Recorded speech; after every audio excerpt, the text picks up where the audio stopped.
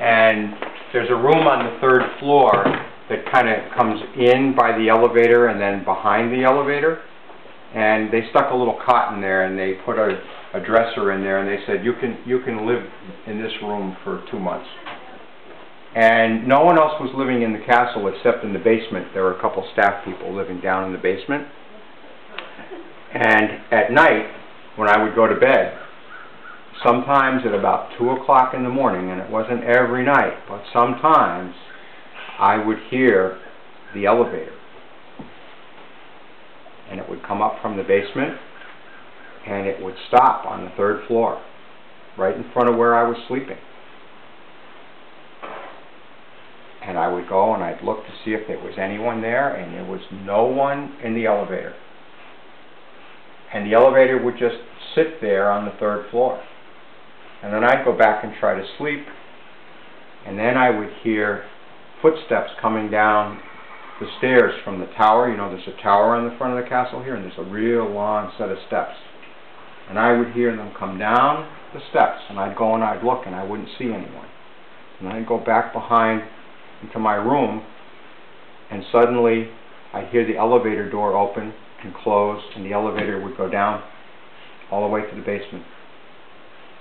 And that happened to me about maybe a dozen times during the 2 months that I lived here. And I never saw anybody. And there have been other people who have heard the elevator go up and down.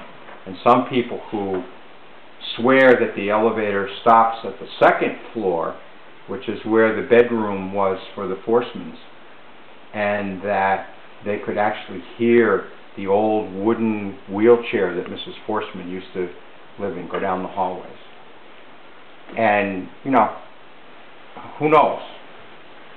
I don't necessarily believe in ghosts, but it was pretty freaky if someone was pushing buttons and things to make the elevator go, or going up and down the stairs. I never saw anybody.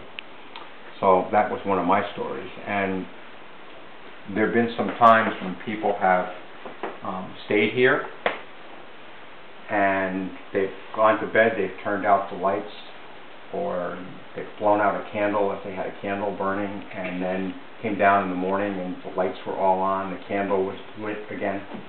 And there's also a story about a caretaker here who used to lock the castle up and shut all the lights off, and he'd go down, and he'd get down to the bottom of the hill, and before he'd be ready to leave, he'd turn his head and all the lights were back on.